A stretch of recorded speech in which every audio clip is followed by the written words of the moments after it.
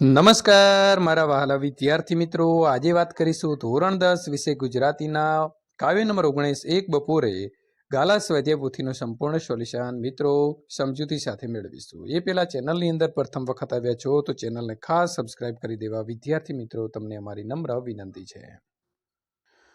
વિદ્યાર્થી મિત્રો, કાવ્ય નંબર 19 એક બપોરે અને તેનો સાહિત્ય પ્રકાર છે ઉર્મી કાવ્ય અને તેના કવિ છે રાવજી પટેલ। વિભાગ બી ની અંદર મિત્રો આ પ્રકારના પ્રશ્નો તમારી પરીક્ષાની અંદર પૂછાશે કે નીચેના દરેક પ્રશ્નોના એક વાક્યની અંદર જવાબ લખો, પ્રત્યેકનો એક ગુણ રહેશે।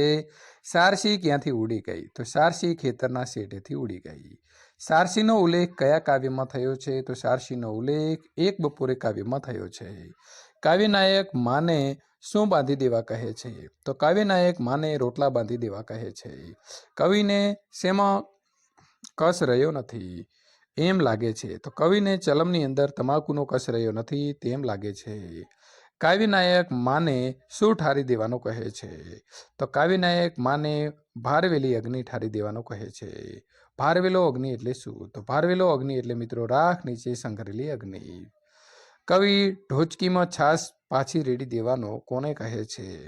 તો કવિ ઢોચકીમાં છાશ પાછી રેડી દેવાનો તેમની માતા એટલે કે માને કહે છે।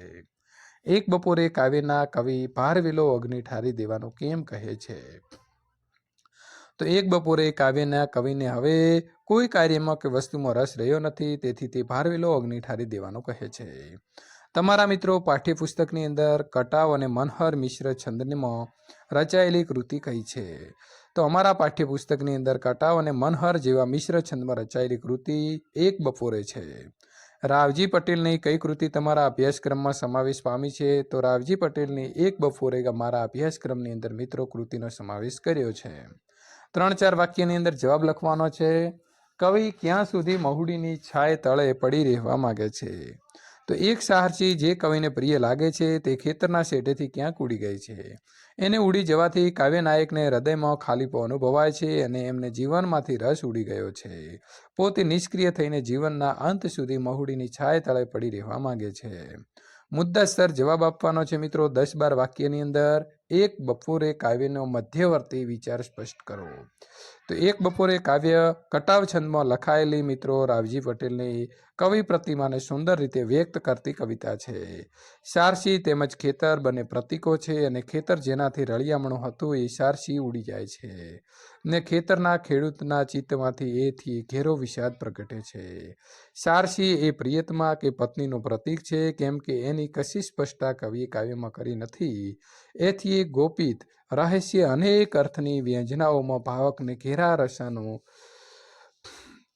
ભાવમાં લઈ જાય છે। ખેતર જીવનનું પ્રતીક છે અને એ સમજાય એવું છે। કાવ્યનું શીર્ષક સારસી નથી પણ એક બપોરે એવું છે। કેટલાક સાહિત્યકારો કાવ્યની આ ઘટનાને અકાળે નાની ઉંમરે મૃત્યુ પામતા કાવ્યના કવિ રાવજી પટેલ સાથે જોડે છે। જો કે કાવ્યમાં એ અંગે પણ કશો આધાર નથી। જો કે તેઓ રાવજીના થયેલા અકાળ અવસાનની ઘટનાઓને જાણે છે।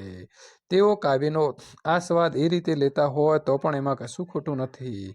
બપોરે જમવા બેસતા ઘેરા વિષાદમાં અટવાયેલા કવિએ સારસીનો એકાએક ઉડી જવું, કોરી ખાય છે, કશું ગમતું નથી, ઢોચકી છાશ, રોટલા, તમાકુ, કશામાં રસ નથી રહ્યો, જિંદગી નીરસ બની ગઈ છે અને ખેતરમાંની સારસી વિષાદના કેન્દ્રમાં છે। કદાચ એ કાવ્યનાયકના જીવનની નીતિ છે। વિભાગ સી મિત્રો વ્યાકરણ આધારિત પ્રશ્નો પૂછાશે। આપેલા વિકલ્પમાંથી સાચો વિકલ્પ પસંદ કરીને લખો। તો સારસી અને મહુડી। પ્રત્યય લખવાનો છે તો તાપણી એ પરપ્રત્યય છે અને ખેતરમાં એક પણ પ્રત્યય નથી।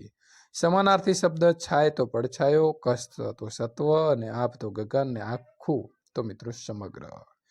નીચેની સંજ્ઞાઓનો પ્રકાર લખો। તો સારસી એ જાતિવાચક છે મિત્રો, છાશ એ દ્રવ્યવાચક છે, છાય એ ભાવવાચક છે, આપ એ જાતિવાચક છે, ઘાસ જાતિવાચક છે અને મહુડી એ વ્યક્તિવાચક છે।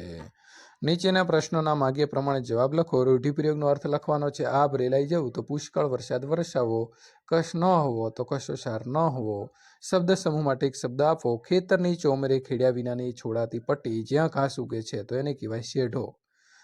તમાકુ વગેરે પીવા માટે માટીનું એક પાત્ર એને કહેવાય ચલમ।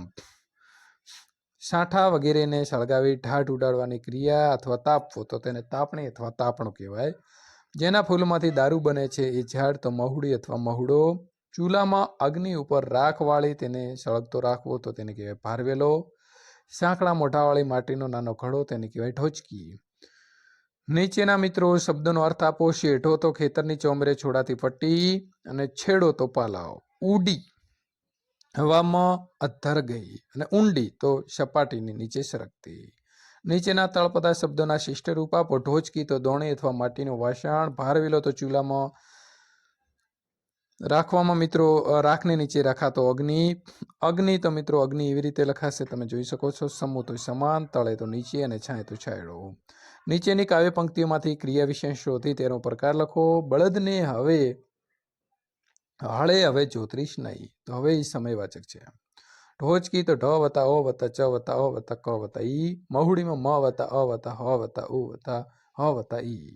ત્યાર પછી વિદ્યાર્થી મિત્રો પાઠ નંબર 20 વિરલ વિભૂતિ ચરિત્ર નિબંધનું સંપૂર્ણ સોલ્યુશન મેળવવા માટે અહીં આપેલી એન્ડ સ્ક્રીન ઉપર ક્લિક કરીને મેળવી શકો છો.